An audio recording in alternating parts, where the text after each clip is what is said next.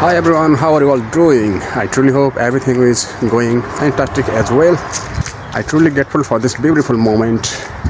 and for all of the love and support I received from you all. Today we are going to shopping city Galats, me and my friend Kamal. This is the metro bus park. Sky is covered with dark clouds. नमस्कार नमस्कार भन्नुस् sir हजुरको शुभ नाम भन्नुस् न पहिले नवराज लुङ्गेली मगर नुगेली मगर हजुर यहाँ Romania आउनु भएको कति भयो सर म रोमानिया आएको चाहिँ 3 वर्ष भयो 3 वर्ष भयो है हजुर हजुर यहाँ के काममा चाहिँ कार्यरत हुनुहुन्छ म रोमानियामा चाहिँ अहिले म इलेक्ट्रिसियन काम गर्छु हैन हजुर हजुर म 3 वर्षदेखि म इलेक्ट्रिसियनको काम गरिरहेको छु हैन ए हजुर हजुर ए त्यो पहिलेकै काममा कि अहिले काम चेन्ज गर्नुभयो हैन हैन म पहिलेकै काममा हो म नेपालमा नि त्यही इलेक्ट्रिसियन काम गर्थे हजुर हजुर म 7-8 वर्ष नेपालमा इलेक्ट्रिसियन काम गरेको अहिले यहाँ पनि त्यही काममा आएको म त्यही काममै कार्यरत छु ए हजुर हजुर ए अनि सर जस्तो कि इलेक्ट्रिसियन काममा नयाँ आउने साथीभाइहरूलाई चाहिँ कस्तो के सल्लाह दिनुहुन्छ त जस्तो कति नयाँ आउने साथीहरूलाई के भन्न चाहन्छु भने अब तपाईहरु आउँदाखेरि अब राम्रोसँग हैन ज्ञान गरेर अब सिकेर आउनुस् त्यो सबै कुराहरू बुझेर आउनुस् हैन हजुर हजुर अब यताउति अब के हुन्छ धेरै समस्या नै हुन सक्छ रोमानियामा हैन भन्नु खासै चाहिँ हुन्न हैन त्यही त अहिले कस्तो नराम्रो नराम्रो खबर पनि सुन्नमा आइरहेछ एकजना साथीले भर्खरै सुसाइड गर्नुभयो हैन हजुर त्यस्तो चाहिँ अब त्यस्तो चाहिँ नहोस् हैन भन्न चाहन्छु हैन हजुर हजुर काम सिकेर आउनुस् आफ्नो अब क्वालिफिकेसन राम्रो गराएर आयो भने राम्रो हुन्छ हजुर हजुर हैन हजुर त्यही भन्न चाहन्छु म हजुर सर तर सिप सिकेर चाहिँ आउनु हजुर म त्यो चाहिँ भन्न चाहन्छु सर अनि जस्तो इलेक्ट्रिसियन काममा चाहिँ नेपालमा र यहाँ चाहिँ यो सामानहरू जुन युज गरिन्छ नि यो कतिको फरक छ त सामानहरू त्यस्तो खासै धेरै फरक चाहिँ होइन हजुर अलिकति लगभग तपाईको 20% जति फरक चाहिँ हुन्छ सामानहरू हजुर हजुर तर लगभग हामी तपाईको अब 10-15 दिन गर्दै जाँदाखेरि सामानहरू पनि चिनिन्छ यताउति हजुर हजुर कस्तो गरी गर्ने हो कस्तो राख्ने हो त्यो सबै सामानहरू चिनिन्छ हजुर हजुर तर सामान खासै त्यति डिफरेन्स चाहिँ छैन ए त्यति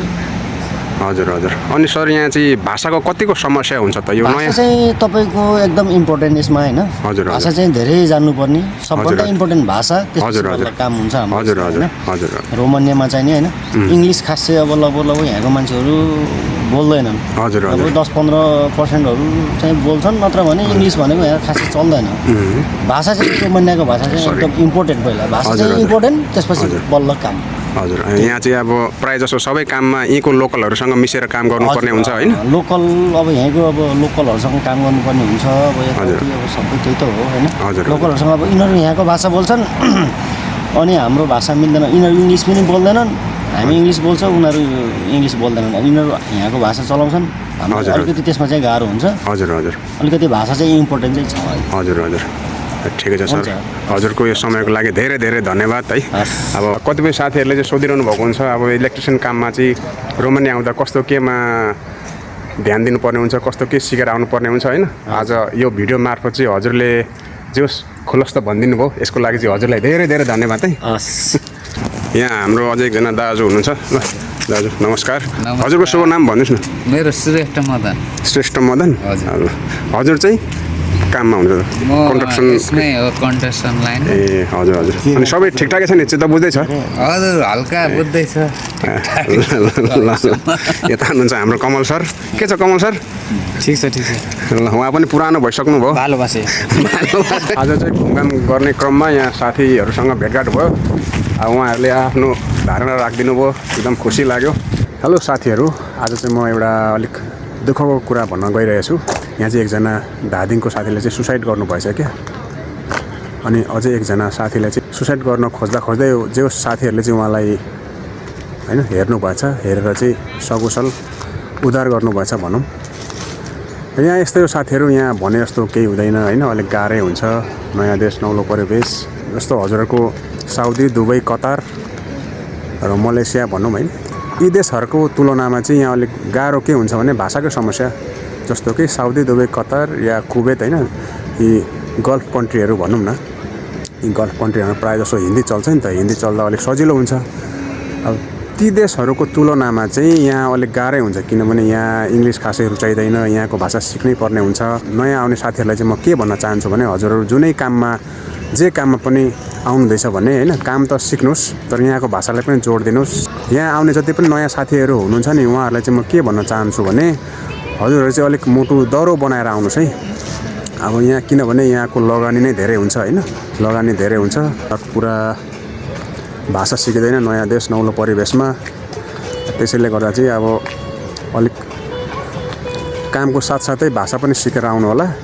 र भाषा सिकेर आउनु होला भन्न चाहन्छु अलिक मुटु दह्रो बनाउनु होला किनभने कतिपय साथीहरू चाहिँ यहाँ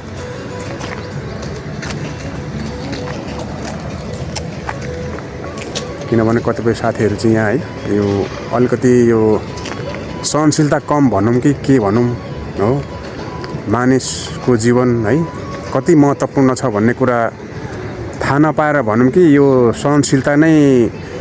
कम भएको हो कि के हो है यस्तो सुसाइड भन्ने चिज हेरेको मलाई सोच्दै कस्तो टेन्सन भएर आउँछ क्या मैले भन्नु खोजेँ के हो भने साथीहरू हजुरहरू अलिक मुटु दह्रो बनाएर आउनु होला हजुरहरू अब छोरी मान्छे या छोरा मान्छे जो भए पनि है विदेशमा अलिक गाह्रै हुन्छ जस्तो जे सिचुएसन आए पनि म गर्न सक्छु लड्न सक्छु डट्न सक्छु भनेर चाहिँ त्यसरी आँट लिएर आउनु होला है र हजुरहरू चाहिँ अब यस्तो यहाँ आएर यस्तो काम चाहिँ नगर्नु होला यहाँ यस्तै हो दबाबमा बस्नुपर्छ अस्तिको भिडियोमा मैले भनेको थिएँ होइन एकजना बहिनी अब के भन्नु यार उहाँको कुरा सुनेर मलाई एकदमै विरक्तै लाग्यो भनौँ न है एउटा नेपाली चेली भएर चाहिँ नेपाली चेलीबाटै हेपेर बस्नुपर्ने परदेशमा है यस्तो धेरै हुन्छन् हामी यो नेपाली दाजुभाइ दिदीबहिनीहरू पनि यहाँ पुरानो हुँदै गएपछि आफूलाई खोइ के ठान्छौँ पनि मान्छेलाई मान्छे नगर्ने है त्यस्तो काम चाहिँ नगर्नुहोस् है एउटा सहयोगको भावना राख्नुहोस् एकले अर्कालाई सहयोग गर्नुहोस् है अब संसार यस्तै हो होइन सधैँ बाँचिँदैन कहिले अब बिलाएर जानुपर्ने हुन्छ बाँचुन्जेल चाहिँ राम्रो काम गरौँ त्यही हो साथीहरू हजुर चाहिँ अब यहाँ वैदेशिक रोजगारको लागि आउँदैछ भने चाहिँ यसो अलिक केही सिकेर आउनुहोस् र भाषा पनि सिकेर आउनुहोस् है यही भन्न चाहन्छु